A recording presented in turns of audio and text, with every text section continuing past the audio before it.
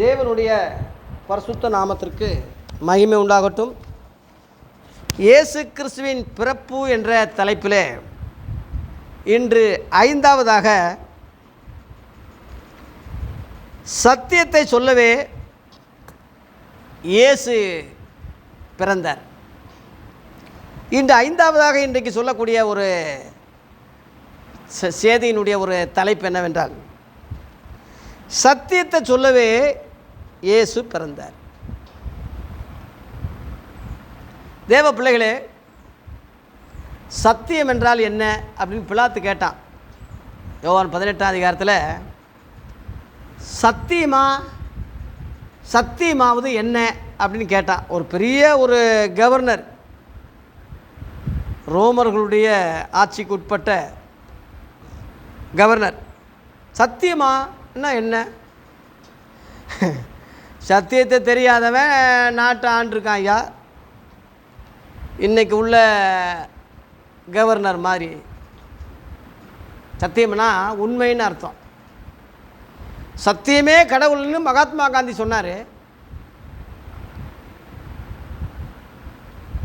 அந்த சத்தியத்தை அறியும் போது சத்தியம்தான் உங்களை விடுதலையாக்கும்னு இயேசு சொன்னார். அந்த சத்தியம் யாருன்னு சொல்லும்போது நானே சத்தியம் சொல்கிறேன். யோவான் 14ஆம் அதிகாரத்தில் 6ஆம் வசனத்தில் எல்லாருக்கும் தெரிஞ்ச ஒரு சத்தியம், நானே வழியும் நானே சத்தியமும் நானே ஜீவனாக இருக்கிறேன். அந்த சத்தியம் என்று சொல்லும்போது, உண்மைன்னு சொல்லும்போது, உண்மையானது நானேன்னு சொல்கிறேன். கடவுளுடைய காரியங்களில் தெய்வத்துவ ரகசியங்கள் எல்லாம், கடவுளை பற்றிய காரியங்கள் முழுவதும் உண்மை நான் தான் அப்படின்னு சொல்கிறார். உண்மை நான் தான் சொல்லும்போது மற்றதெல்லாம் பொய்ன்னு சொல்கிறதுக்கு தான் அர்த்தம். நிழலாட்டங்கள் கொஞ்சம் ஒட்டி வரலாம், ஆனாலும் ஒரிஜினல் கிடையாது. யோவான் 10:8 எனக்கு முன்னே வந்தவர் எல்லாரும் கல்லரும் கொள்ளைக்காரர்கள், ஆடுகள் அவர்களுக்கு செவி கொடுக்கலைன்னு சொல்கிறார். யோவான் 3:31 பூமியிலிருந்து உண்டானவன் பூமிக்குரிய தன்மையிலிருந்து தான் பேசுகிறான். அந்த பூமிக்குரியவங்க அவங்களுக்கு செவி கொடுப்பாங்க.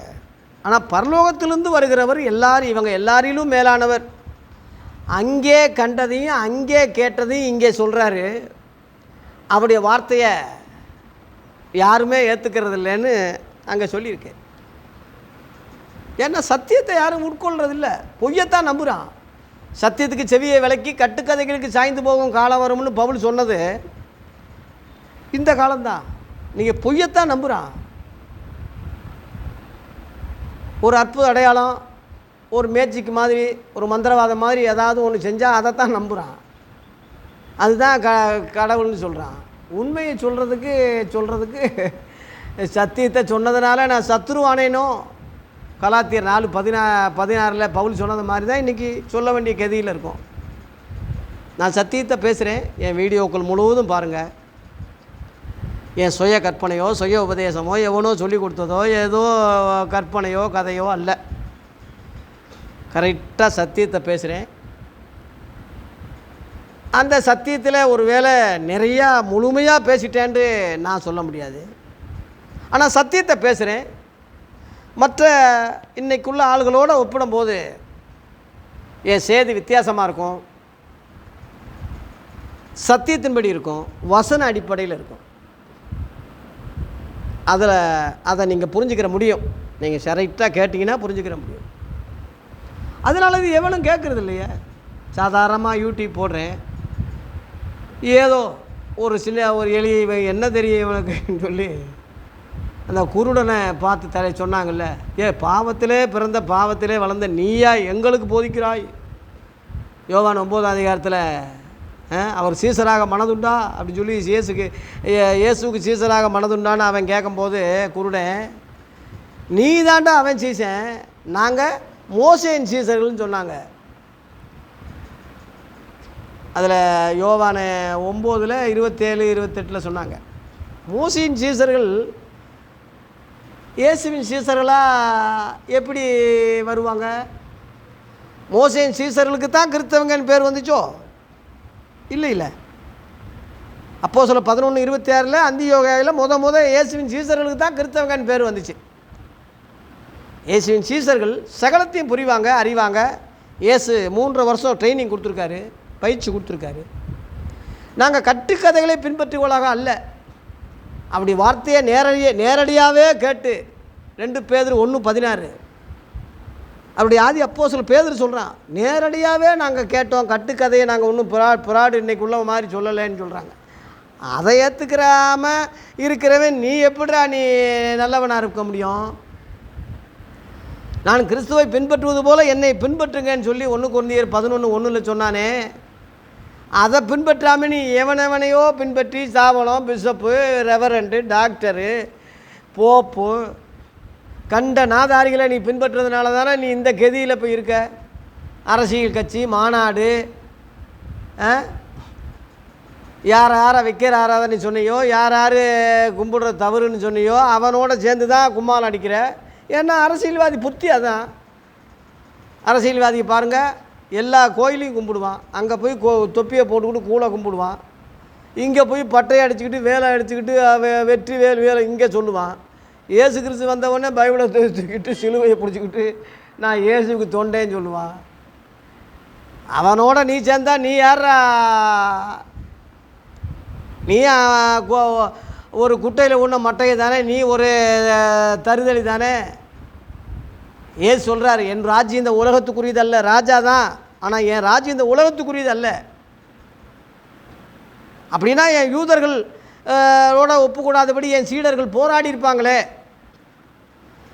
அப்போ எதுக்குயா நீ இப்படி சொல்லிக்கிட்டு வந்த? எதுக்கு உன் கோரிக்கை தான் என்னன்னு கேட்கும்போது யோவான் 18 அதிகாரத்தில் 36, 37 சத்தியத்தை குறித்து சாட்சி கொடுக்கவே நான் பிறந்தேன். ஏசு ஏன் பிறந்தாருன்னு புரிஞ்சுக்க.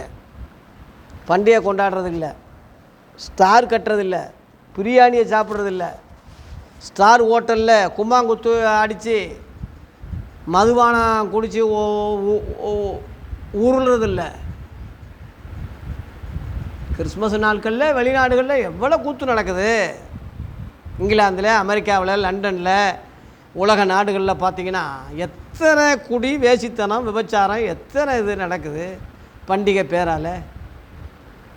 பவுல் சொல்கிறான், புளிப்பில்லாத அப்ப பண்டிகை கொண்டாடுங்க.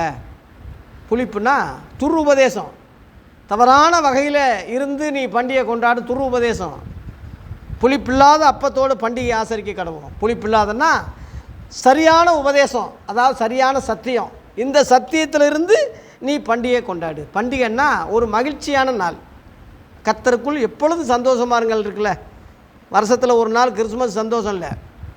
கர்த்தருக்குள்ளே எப்பொழுதும் நம்ம சந்தோஷமாக இருக்கிறது எப்போதும் அந்த பண்டிகையை கொண்டாடுற அர்த்தம் தான்.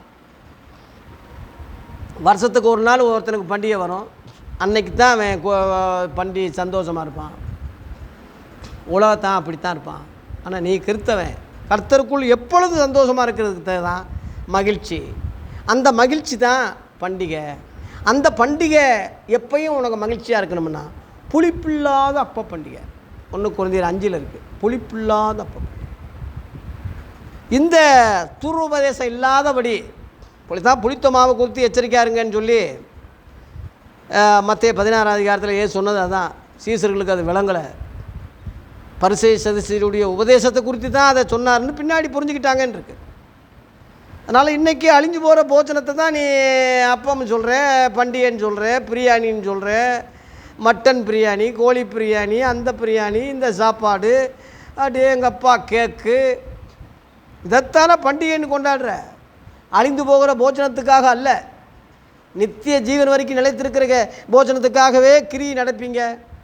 அது மனசுகுமாரம் உங்களுக்கு கொடுக்க சித்தமாக இருக்கார். அவரை தேவன் முத்திரை குத்திருக்காருன்னு யோவான் 6 அதிகாரத்தில் 27 சொல்கிறாரு. ஜனங்கள்லாம் ராஜாவாக்க வந்தாங்க, விலகி போனாருன்னு இருக்குது அதில் 15ஆம் வசனத்தில். ஏன்னா அதுக்கு 13 பார்த்தீங்கன்னா 5 அப்பத்தை 5000 பேருக்கு போஷிக்கிறார், மீதி 12 கூட நட எடுக்கிறாங்க. இவர் ராஜாவாக்கிட்டா சமையலே பண்ண வேண்டிய அவசியம் இல்லை, சும்மா நல்லா திங்கலாம்னா இப்படி வந்தவங்களாக்கும். அதான் என் ராஜ்யம் உலகத்துக்குரியது அல்ல, ராஜா தான் என் உலகத்துக்குரியது அல்லன்னு விலகி போனார். அதுக்காக தான் தேடி வந்தாங்க 24 ரபி எங்கே இருக்கிறீர் தேடி வந்தாங்க. தேடுங்கள் கண்டடிவின்னு சொல்கிறது பரலோகத்தை தேட சொல்கிறார். இவன் சாப்பாடை தேடுறான், மீனை தேடுறான், ஸ்டாரை தேடுறான், கும்மாங்குத்தை தேடுறான், மதுபானத்தை தேடுறான், ரிக்கா டான்ஸு தேடுறான். இயேசு முதலாவது தேவனுடைய ராஜ்யத்தையும் நீதியும் தேடுங்க, அப்பொழுது இந்த உலக ஆசீர்வாதங்கள்லாம் உங்களுக்கு கூட கொடுக்கப்படும்னு மத்தேயு 6:33 சொன்னார். உலக ஆசீர்வாதம்னா இன்றைக்குள்ள அழிஞ்சு போகிறது கிடையாது. அழியாத காரியங்களை தேவன் உங்களுக்கு உண்ண உணவும் உடுக்க உடையும் தருவார். கிறிஸ்துமஸுக்கு தான் தருவாருன்னு இல்லை, எப்பயுமே உனக்கு மகிழ்ச்சியாக இருந்தால், கர்த்தருக்குள்ளே என்னைக்கு நீ சந்தோஷமாக இருந்தால், அவரை துதிக்கும் துதி எப்போதும் வாயில் இருந்தால், பிதாவாகி தேவனை சோர்ந்து போகாமல் எப்போதும் ஜெபம் பண்ணி விழிப்பாக இருந்தீங்கன்னா, எப்பயுமே அந்த சத்தியத்தை உள்வாங்கிக்கிட்டே இருப்பீங்க. சத்தியம் உங்களை விடுதலை ஆக்கிட்டே இருக்கும். அந்த சத்தியத்தில் உள்ளவன் என்றைக்கும் மகிழ்ச்சியாக இருப்பான். சத்தியம் உங்களை விடுதலையாக்கும், சத்தியம் உங்களை பாதுகாக்கும். சத்தியத்தை நீதி கை கொண்டு வருகிற நீதி உள்ள ஜாதியாக நீ மாறுவ. உனக்கு உள்ளே பிரவேசிப்பு வாசலை திறக்கப்படும் என்று ஏசாயா 26:2 இருக்குது. அதனால் சத்திய நகரம் என்று நீ அழைக்கப்பட, சத்திய கிட்ட நீ போய் சேர, சத்தியமான அந்த உண்மையை நீ புரிஞ்சுக்கிற. இயேசு இந்த உலகத்தில் பிறந்தார். இயேசு பிறப்பு சத்தியத்தை குறித்து சாட்சி கொடுக்கவே நான் பிறந்தேன், இதற்காகவே நான் வந்தேன். சத்தியவான் எவனோ என் சத்தம் கேட்குறான். யோவான் 18ஆம் அதிகாரத்தில் 36-37 இந்த வார்த்தை சொல்கிறார். 3 தடவை சத்தியம் சத்தியம்னே 3 தடவை வருது. அதனால் இன்றைக்கி நீ இதை உள்வாங்கி சத்தியத்தை அறிகிற அறிவில் விருத்தி அடைங்க. இன்றைக்குள்ள ஊழியர்களும் போதர்களும் கலப்படமான சத்தியத்தை தான் சொல்கிறாங்களே தவிர ஒரிஜினல் சத்தியத்தை சொல்லலை. இந்த காணொளி மூலமாக, இந்த வீடியோக்கள் மூலமாக நீ அதை உள்வாங்கி இந்த புது வருஷத்துலையாவது நீ நல்ல நிலைமைக்கு வரும்படி அன்போடு உன்னைய அழைக்கிறேன். கர்த்தர் நம்மை நல்ல வழியில் நடத்துவாராக. நன்றி, வணக்கம்.